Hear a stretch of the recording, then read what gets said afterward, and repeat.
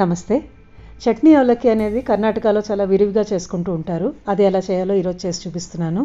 ఇది ఏకాదశి ఉపవాసాలు కానీ ఇంకే రకంగా అన్న ఉపవాసం ఉండే రోజుల్లో ఇది చేసుకుంటూ ఉంటారు. దీనికోసం 2 టేబుల్ స్పూన్ల వేరుశనగ నూనె ఒక బాండీలోకి తీసుకుని వేడైన తర్వాత 1.5 టేబుల్ స్పూన్ ధనియాలు వేసుకున్నాను. అలాగే ఒక 5 గుంటూరు మిరపకాయలు కొంచెం చిన్న చిన్న ముక్కలుగా చేసి వేసుకుని, ఇవి కారంగా ఉన్నాయి అందుకనే ఇంతే వేసుకున్నాను. మీకు ఎక్కువ తక్కువ వేసుకోవచ్చు.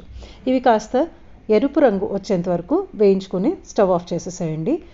వీటిని బయటకు తీసేసి కాస్త వెచ్చగా వచ్చిన తర్వాత మిక్సర్ జార్లోకి ట్రాన్స్ఫర్ చేసుకోవాలి. ఇలా వేయించుకుని తీసిన తర్వాత ఇంకొద్దిగా నూనె మిగిలింది. అదే నూనెలో మిగతావి వేస్తున్నాను. 2 టేబుల్ స్పూన్ల జీడిపప్పు ముక్కలుగా చేశాను. 2 టేబుల్ స్పూన్ల వేరుశనగ గుళ్ళు వేసుకున్నాను. ఏదైనా ఒక రకమైన పప్పు కావాలంటే వేసుకోవచ్చు, లేదంటే ఇలాగా 2 కలిపి వేసుకుంటే టేస్ట్ బాగుంటుందని వేస్తున్నాను.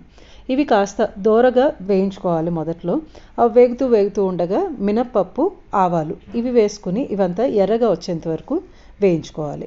తర్వాత 2 చిన్నగా ఎండుమిరపకాయ ముక్కలు వేసుకున్నాను.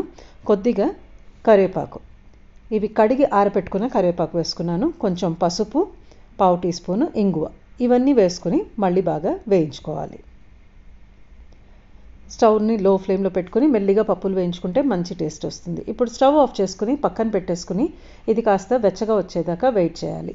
ఇంతలోపల ముందు వేయించుకున్న ధనియాలు, ఎండుమిరపకాయలు చల్లపడ్డాయి. అవి మిక్సర్ జార్లోకి తీసుకున్నాను. ఒక చిన్న చింతపండు ముక్క, 1/2 టీ స్పూన్ బెల్లం, 1 కప్పు నిండా ఫ్రెష్గా తురుముకున్న పచ్చి కొబ్బరి వేసుకుంటున్నాను. ఇవంతా నీళ్లు ఏమాత్రం పోయకూడదు. మనం ధారాళంగా కొంచెం కొత్తిమీర కూడా వేసుకుంటే మంచి టేస్ట్ వస్తుంది. నీళ్ళు ఏమాత్రం వేసుకోకుండా మొదట్లో ఇలాగా కొంచెం కచ్చపచ్చగా వచ్చేట్టుగా గ్రైండ్ చేసుకోవాలి. మరీ పేస్ట్ కాదు, అలానే మరీ బరకగా పలుకులుగా తీసేయకూడదు. ఇది అంతా ఇప్పుడు రూమ్ టెంపరేచర్కి వచ్చిన ఈ పప్పుల మిశ్రమంలో ఇది వేసేసుకోవాలి. వేసుకున్న తర్వాత ఏ కప్పుతో అయితే నేను పచ్చి కొబ్బరి తీసుకున్నానో ఆ కప్పుతో 4 కప్పుల పల్చటి అటుకులు తీసుకుంటున్నాను. ఇది బాగా ఘాటుగా ఉన్నట్టు ఉంటుంది. 4 కప్పులు తీసుకుంటే, మీరు మనకి లైట్గా కావాలి, ఉండనట్టు కారం ఉండాలి అనుకుంటే 5 కప్పులు, 5.5 కప్పులు తీసుకోవచ్చు. తగినంత ఉప్పు వేసుకుని చేతితో కాస్త రుద్దుకుంటూ కొంచెం గట్టిగా ఒత్తినట్టు చేసి, అటుకులు ముక్కలు అయిపోకూడదు, కాస్త ఒత్తి అంత పట్టేట్టుగా చేసుకుంటూ కలుపుకుంటే మనకి చట్నీ అవలక్కి రెడీ అయిపోతుంది.